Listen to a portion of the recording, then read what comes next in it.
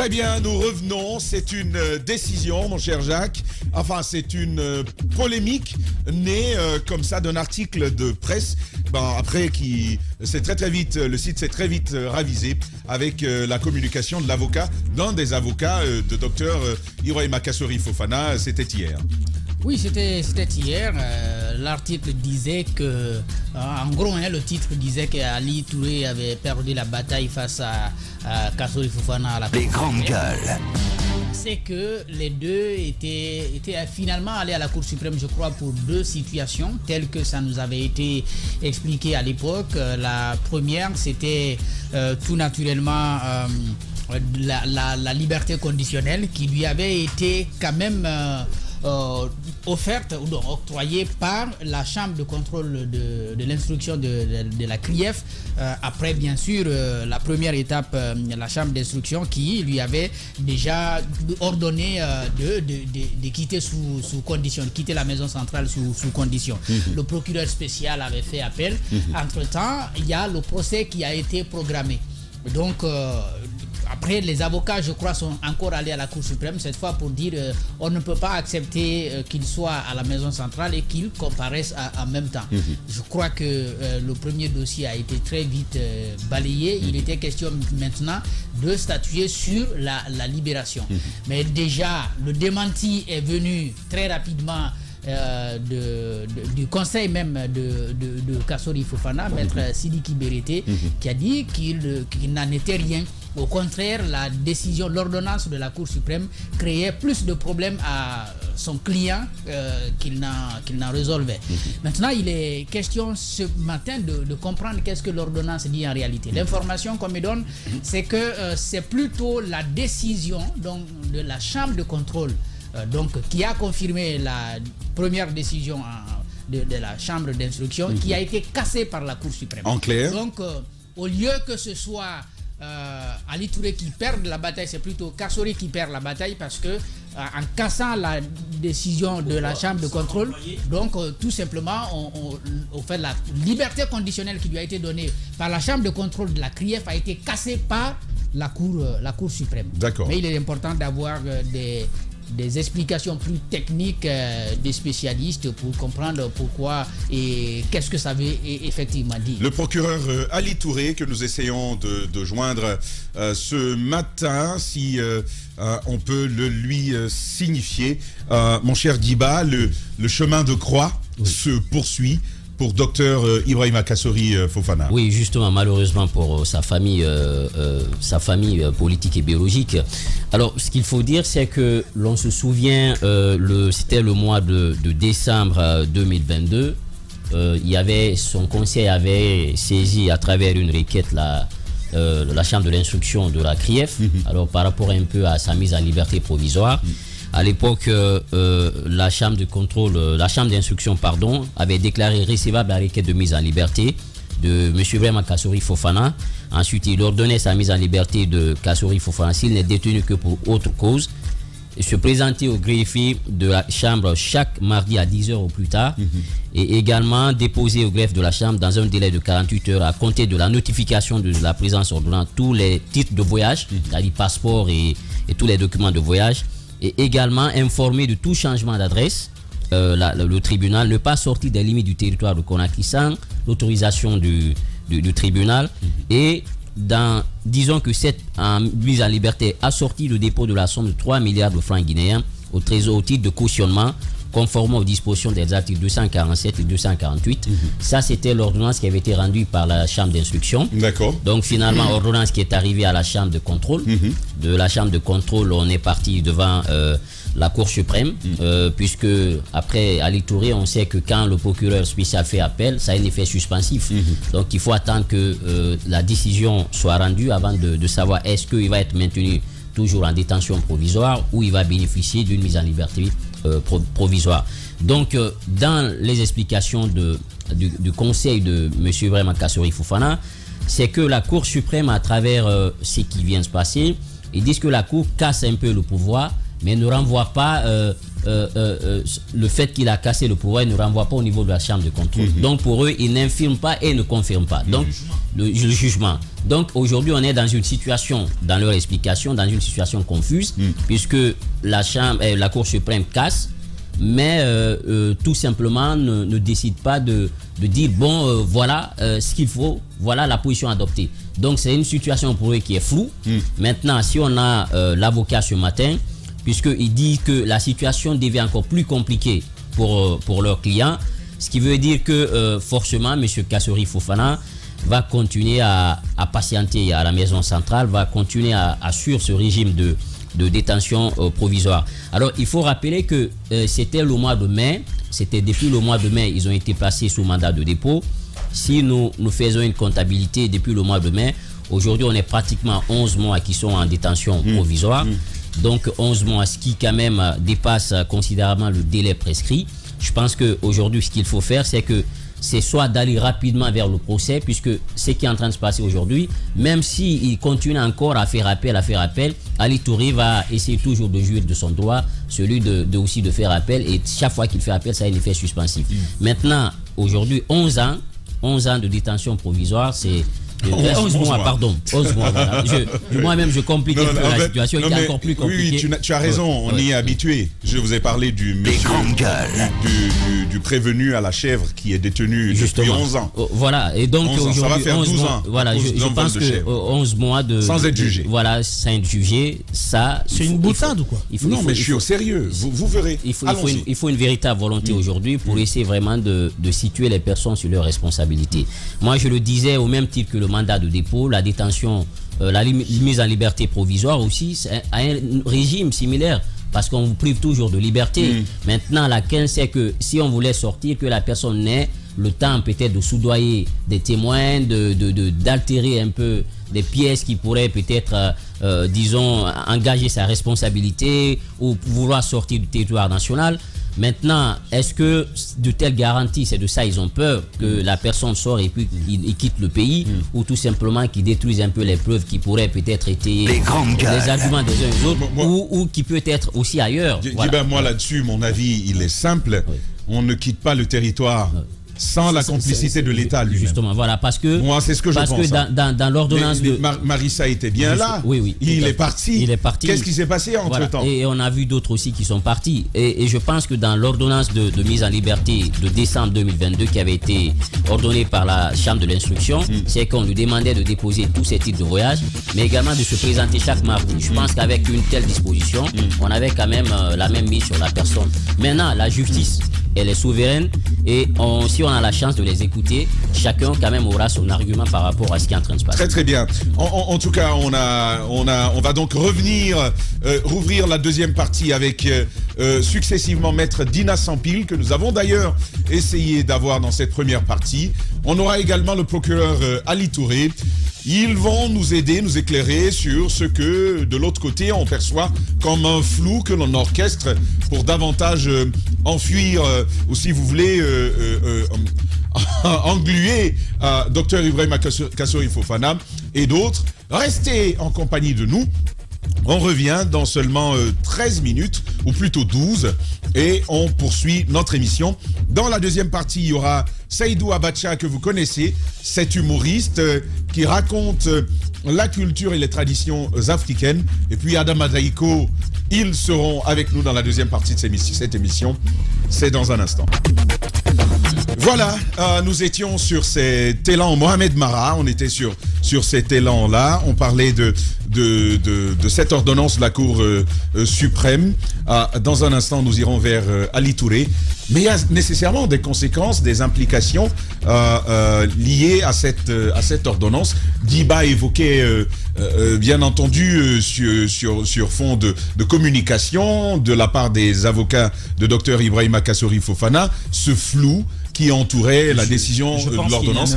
Qu'en est-il justement, Mohamed? Je pense qu'il n'y a même pas de flou. Je pense que malheureusement, je pense qu'il y a eu un problème dans la stratégie de la défense du Dr Kassori. Et malheureusement, beaucoup de médias sont tombés dans le piège. J'ai écouté des radios où on dit que Kassori va être libéré en payant la caution de 3 milliards. Parce qu'on s'est fait spécialiser de tout. Et... Non. Oui, bien avant, il y a les sites qui avaient commencé. Vous savez, ce qui est en jeu d'abord, c'est leur mise en liberté. C'est ce qui est d'abord en jeu. C'est même pas d'abord le jugement, puisque c'est sur ce tableau que se battent le plus aujourd'hui les avocats. Et ils ont dit, nos clients ne comparaîtront pas devant vous tant que la Cour suprême ne s'est pas prononcée, parce que nous les avons saisis, puisque nous avions obtenu en instance et puis en second degré, en appel donc, sa mise en liberté, et donc il faut le laisser partir. Sauf que, entre-temps, quelque chose était intervenu. Et à mon avis, qui a échappé au grand nombre. La chambre de jugement a été saisie. L'affaire donc a quitté les mains du juge d'instruction pour être envoyée vers la chambre de jugement. Moi, je trouve un peu bizarre qu'au lieu de saisir désormais, parce que là, c'est le juge, excusez du terme, du jugement, au lieu de le saisir cette fois-ci pour lui dire, nous souhaitons quand même une mise en liberté de nos clients pour telle ou telle raison, on dit non, tu ne peux pas juger parce que nous sommes devant la Cour suprême. Sauf qu'ils sont devant la Cour suprême, certes pour la même matière, mais pour un pan qui ne peut pas... Un aspect qui en appelle pas l'autre. C'est cela, en fait, ce qui a échappé au grand public. Maintenant, la décision de la Cour suprême, c'est vrai, elle va poser un problème. Elle dit, grosso modo, ok, vous avez interjeté, plutôt vous m'avez saisi en cassation pour annuler la décision prise au second degré chez vous, ok, mais moi, je vous déboute simplement. Mais on oublie juste une chose. Au même moment, le dossier est déjà devant cette chambre de jugement. Et que donc le sort, en réalité, des clients va beaucoup dépendre du président de cette formation-là. La question que je me pose aujourd'hui, c'est pourquoi on ne saisit pas cette formation. Anyway, les discussions sont d'ordre technique. Nous observons simplement. Nous ne pensons pas maîtriser cette situation mieux qu'eux, mais j'ai comme l'impression qu'il y a eu un peu de précipitation et parfois il y a eu un peu d'arrogance. Il n'y a pas eu beaucoup de sérénité autour de la gestion de ce dossier. Vous vous souvenez les propos tenus ici par deux des avocats qui ne sont plus dans le dossier, du Mali Malien et qui était dans une sorte d'attitude méprisante carrément vis-à-vis parfois du parquet, les propos.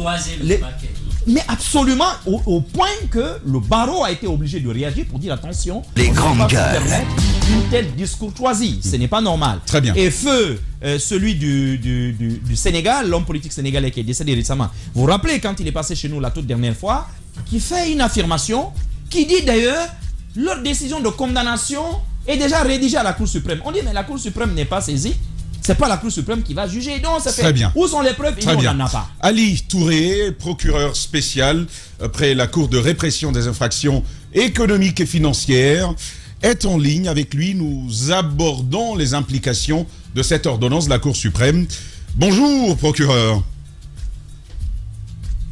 Bonjour, monsieur Milimono. Très bien, merci de vous prêter à nos questions de ce matin. Moussaïro vous pose la première. Alors, monsieur le procureur, parlez-nous du contenu de cette ordonnance qui fait peut-être polémique pour les hommes qui ne sont pas suffisamment imprégnés du droit guinéen. De quoi s'agit-il réellement? Beaucoup de médias pensent que monsieur Kassouri pourrait partir en liberté conditionnelle, notamment avec le paiement d'un montant de 3 milliards de francs guinéens. Qu'en est-il réellement? Parce que vous avez été débouté tout simplement en cassation, monsieur Touré. Bien, je vous remercie de cette question parce que depuis hier, moi-même, j'étais en train d'entendre dans tous les sens ce qui est en train d'être dit. En réalité, pour connaître ce qui s'est passé dans cette affaire, il faut que vous sachiez la genèse de cette procédure. Comme la loi l'indique, toute personne poursuivie devant un cabinet d'instruction, fût-il ou bien même une chambre de l'instruction, a la possibilité, sur la base des dispositions du code de procédure pénale, demander la liberté au juge.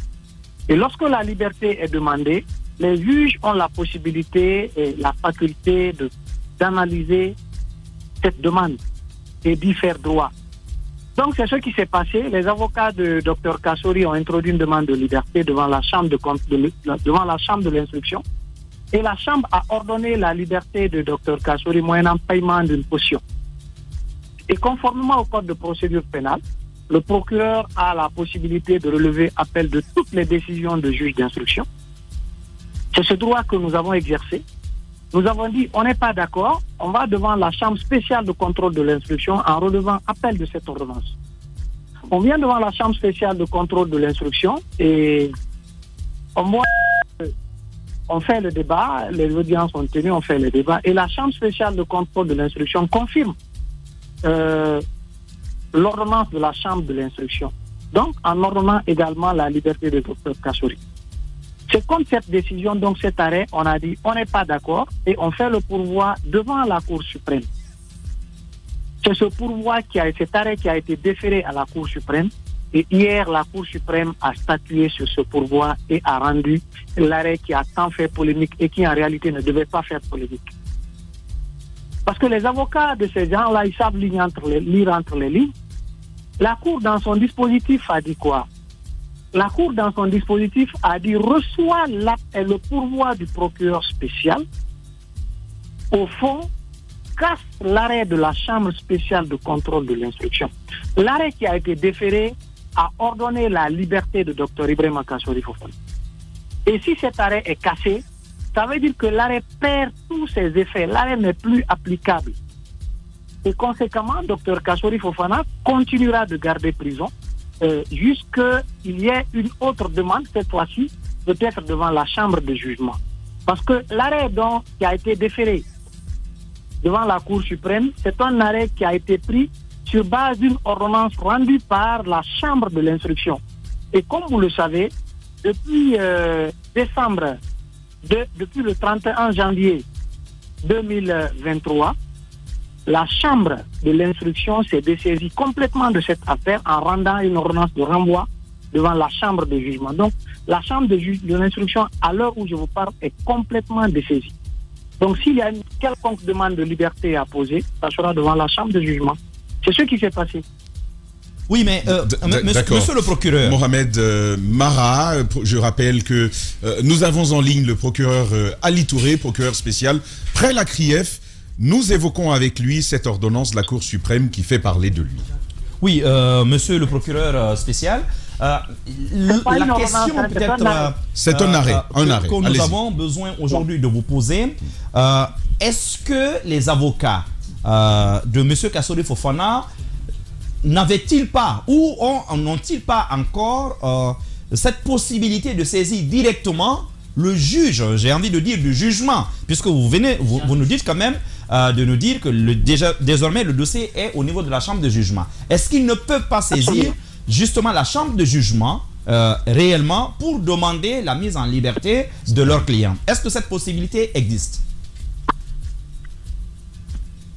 Oui, Mohamed, pour qui connaît la procédure pénale, la procédure de demande de liberté, c'est une procédure qu'on appelle jugement avant dire droit. Et c'est la seule procédure pour laquelle la faculté est donnée aux personnes poursuivies de présenter à toute époque de la procédure. Que ce soit devant la chambre de l'instruction, que ce soit devant la chambre de jugement, cette demande peut être déposée à tout moment. À tout moment. Donc, comme vous le savez, depuis, si vous voulez, le 15 mars, moi, j'ai saisi la chambre de jugement de cette affaire pour que le procès soit ouvert. Mais pour demander une liberté devant une quelconque chambre, il faudrait bien se présenter devant cette chambre. Mais depuis cette date, Dr Kassory et ses avocats refusent de comparaître. Ils refusent de comparaître. Donc, vous ne pouvez pas demander quelque chose à une chambre si vous ne venez pas devant cette chambre pour discuter de quoi que ce soit. Ils ont la possibilité, parce que la demande de liberté peut être déposée à tout moment, je le réitère. Alors, voilà. d'accord, monsieur le procureur a écouté les conseils de monsieur Kassory. Ils disent que la Cour suprême a cassé l'arrêt, mais ne renvoie pas au niveau de la chambre de contrôle. Comment vous comprenez cela? Et il laisse entendre qu'on est finalement dans une situation confuse, elle ne tranche pas. Est-ce que vous êtes de cet avis? Il n'y a aucune confusion, mon frère. C'est eux qui veulent semer cette confusion. Procéduralement, il n'y a aucune confusion. Parce que ceux qui sont en train d'expliquer ça, c'est la procédure classique. Lorsque une juridiction de fond a décidé et a tranché définitivement une affaire, c'est comme si c'était en fait une revendication de propriété ou bien un cas de vol. Hein? Le tribunal de première instance décide, condamne. Si vous voulez, le prévenu, il dit je ne suis pas d'accord, il va en appel, la chambre, la cour d'appel aussi décide et il se pourvoit en cassation.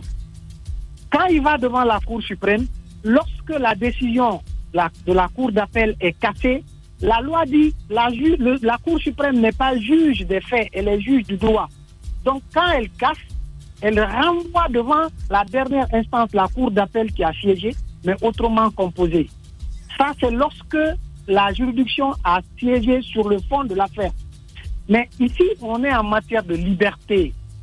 Ce n'est pas une procédure qui met fin à une instance, non. Sinon, la procédure de fond, elle est pendante devant la chambre de l'instruction. Je pense que c'est une mauvaise maîtrise, c'est une mauvaise lecture du code de procédure pénale, parce que je pense que les avocats même qui entourent Dr Kassory Fofana, c'est leur première fois d'être confrontés à une procédure de liberté jusque devant la Cour suprême et qu'ils soient déboutés. C'est en cela qu'ils ne comprennent pas. D'accord. Alors, la Cour suprême, elle a bien réagi. La Cour suprême, elle a très bien réagi. Elle ne peut pas casser l'arrêt de la Chambre spéciale de contrôle de l'instruction et renvoyer l'arrêt là devant une quelconque chambre autrement composée. La raison, elle est simple. C'est parce que la demande de liberté, elle peut être déposée à tout moment. À tout moment. Donc, cette procédure-là, cette première phase est terminée. S'ils veulent entamer une autre phase, qu'ils viennent déposer une demande de liberté devant la chambre de jugement. C'est ça aussi, ça va suivre son cours. Mais en matière de liberté, je leur apprends, peut-être qu'ils ne le savent pas, lorsque la Cour suprême casse un arrêt de mise en liberté, elle ne renvoie pas parce que ce n'est pas le fond de l'affaire. C'est cette subtilité procédurale qu'ils ne connaissent pas. Un bon cours de droit de procédure pénale ce matin. Alors, monsieur le procureur, il y a quand même cette question. Il ne faut pas se voiler la face. Par plusieurs fois, vous avez interjeté appel. Et l'effet le plus visible, c'est le maintien en détention de Dr Ibrahima Kassory Fofana. Aujourd'hui, on parle d'une durée de 13 mois dans leur camp. Finalement, moi, j'ai envie de savoir, je suis guinéen lambda, qui ne comprend pas le droit, au nom de quoi et sur la base sur fondement de quelle loi, de quelle disposition de notre loi, est-ce qu'on peut maintenir des gens en prison sur autant de temps, monsieur le procureur? Pourquoi vous refusez la liberté conditionnelle? Je ne refuse pas la liberté. Moi, j'exerce les droits que le code de procédure m'a conférés. C'est tout. Alors, ce que vous devez savoir, je voudrais vous dire, ils ne sont pas en détention prolongée depuis plus de 13 ou plus de 10 mois, non.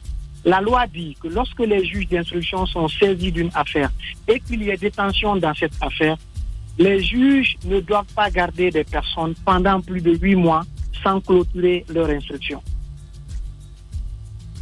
En matière correctionnelle, ils ne peuvent pas aller au-delà de 8 mois. Donc, 2 fois 4 mois, 4 mois renouvelables une fois, donc ça fait 8 mois. Et vous l'avez suivi avec nous. Ces personnes ont été placées en détention par la Chambre spéciale de contrôle de l'instruction en mai 2022. Et le 31 janvier 2023, la Chambre de l'instruction a rendu son ordonnance, donc elle est dessaisie. Il n'y a plus de décompte de délai par rapport à la détention. Les exigences de 8 mois, c'était devant la chambre de l'instruction. Quand on quitte la chambre de l'instruction, c'est la chambre de jugement qui prend le relais et toutes les demandes sont déposées au niveau de cette chambre. Oui, mais monsieur Touré, on va vous retorquer quant à la première période de détention, parce que ce n'est pas en mai qu'ils ont été placés en réalité en détention. Ils sont arrivés en détention bien avant le mois de mai. Alors, quid de cette période? Est-ce qu'elle n'est pas décomptée finalement? Devant les juges d'instruction, cette période n'est pas décomptée. Cette période sera prise en compte éventuellement en cas de détention et elle sera défalquée du temps total de la détention. C'est comme ça que le code de procédure a dit. En cas de condamnation, c'est ce que vous voulez dire? En cas de condamnation, le temps qu'ils ont fait avant la décision de la Chambre spéciale de contrôle de l'instruction sera décompté dans le temps global de la détention et conséquemment, ça sera pris en compte. Mais en matière de détention provisoire, le délai a commencé à courir lorsque la Chambre spéciale de contrôle de l'instruction a accueilli mon appel, l'appel du parquet spécial, et a placé Dr Ibrahima Kassory Fofana au mandat de dépôt. Donc c'était le 31 mai. D'accord. D'accord. Il y a le cas d'Amaro à présent. Oui, mon cher, je termine sur Kassory avant de continuer avec le cas d'Amaro. J'ai appris, je crois que c'est d'ailleurs le cas, vous avez demandé la saisie de ces biens. Il semble que cela a été ordonné par le juge. Est-ce que cela, à vos yeux, ne suffit pas à lui accorder une liberté conditionnelle pour qu'il continue à se présenter? Et aussi, ce passage est clair à la maison centrale. On nous parlait de tribunal délocalisé. Oui, ça c'est pour Damaro. Oui, Damaro. Ça, lui, les deux en même temps. Allez-y, procureur. Ce que vous devez savoir, c'est que la saisie, la procédure d'investigation ne se limite pas seulement à la saisie des biens. Moi, je me suis pourvu en cassation parce que j'ai estimé que les juges, les magistrats de la Chambre spéciale de contrôle de l'instruction ont méconnu l'existence et les exigences de l'article 237 du Code de procédure pénale qui parle des nécessités d'investigation et du maintien en détention des inculpés. Et la Cour suprême a été claire dans son arrêt. Elle a dit qu'elle casse l'arrêt pour violation justement de cette disposition. Parce que les juges, les magistrats de la Chambre spéciale ont méconnu cette disposition. Et quand une disposition légale est méconnue par les juridictions inférieures, la Cour suprême casse. C'est ce qui s'est passé. Donc ce que je veux vous dire, les investigations ne se limitent pas seulement à la saisie. Il y a d'autres formes d'investigation qui peuvent être faites et que si l'individu est dehors, il pourrait constituer un obstacle majeur à l'atteinte de ses objectifs. Donc, ce n'est pas un refus, ce n'est pas une question de personnaliser les choses. Moi, je veux une enquête saine, je veux une procédure qui soit empreinte de non seulement du contradictoire, mais que toutes les phases de l'investigation soient épluchées par les juges pour que la chambre de jugement soit dans son aise quand elle va prendre le dossier pour le jugement. C'est ce qui s'est passé. Donc, la saisie simplement des biens ne suffit pas pour englober toutes les investigations. Il y a plusieurs facettes qui militent en faveur d'une investigation sérieuse. Très bien. Oui, Djadia, pour terminer. À partir de là, monsieur le procureur, qu'est-ce que vous allez faire? Nous savons peut-être que les avocats vont essayer d'utiliser d'autres astuces toujours pour faire en sorte que leurs clients obtiennent cette liberté. Mais vous, à partir du moment où la Cour suprême a rendu cet arrêt, qu'est-ce que vous allez faire du côté du procureur que vous êtes? Quelle va être la suite? Moi, je suis en train de faire mon travail. Moi, depuis le 15 mars, j'ai saisi la chambre de jugement pour que Dr Kassory comparaisse devant la chambre de jugement et il soit jugé conformément à la loi. Moi, c'est eux mais ils n'ont rien à faire parce que la Cour suprême, c'est le juge suprême du pays. Quand elle décide, tout le monde se rallie. Tout le monde se rallie. Aujourd'hui, ils sont en train de tirer à boulet rouge sur cette Cour suprême. Ce n'est que la première fois depuis que la CRIEF est créée que la Cour suprême accueille favorablement un pourvoi du parquet spécial. Par 2 fois, on a perdu devant la Cour suprême. Nous, on n'a pas crié à l'injustice, on n'a pas crié à la partialité. Et aujourd'hui, la Cour suprême rend un arrêt conforme à la loi. Ils sont en train de crier par-ci, par-là que la Cour suprême a violé la loi. Et maintenant, c'est eux qui font une très mauvaise lecture de la loi. Procureur, moi, je suis en train de faire mon travail. Procureur Ali Touré, il répond aux questions de nos chroniqueurs sur le cas Kassory Fofana. À présent, un autre cas, Diba. Oui, monsieur le procureur, on a vu hier ces images, le tribunal qui s'est transporté du côté de la maison centrale pour entendre l'ancien président de l'Assemblée nationale, monsieur Damaro, et finalement il ne s'est pas présenté. Dites-nous un peu Parce que hier, d'aucuns disaient, mais est-ce qu'ils doivent aller dans une maison centrale? On sait qu'il y a des dispositions qui prévoient cela. Et comment ça se fait? Et comment vous réagissez au fait que M. Damaro ne se présente pas malgré ce transport sur... et qu'est-ce qui peut se passer? Bien, vous savez, le code de procédure pénale a aménagé plusieurs situations. C'est justement des cas comme ça que le code peut prévoir. Il existe dans notre code de procédure pénale que lorsque une personne détenue poursuivie devant une juridiction est dans l'impossibilité de se présenter devant la juridiction de jugement et qu'il est détenu, les juges peuvent décider qu'un magistrat soit dépêché, soit donc omis pour aller entendre cette personne au niveau de son lieu de détention. S'il n'est pas détenu, ça sera à la maison, chez lui, mais s'il est détenu, les magistrats se déplacent au niveau de son lieu de détention pour l'entendre et le procès verbal est versé au dossier de la procédure.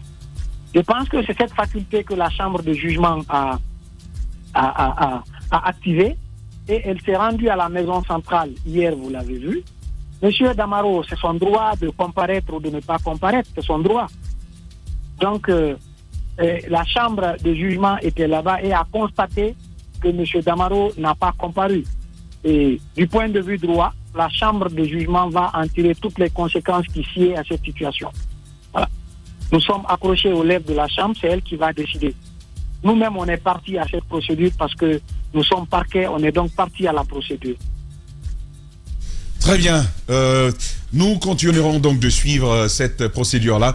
Merci, procureur, d'avoir pris la parole chez nous ce matin. Les grandes gueules, nous poursuivons cette émission. Dans un instant, nous allons avoir Saïdou Abacha et Adama Daïko dans notre studio. Ils sont déjà là, ils sont là dans le cadre du festival organisé par Woody Events Africa. Ça s'appelle le festival Weekend Fou Rire. C'est dans cette virgule. Les GG.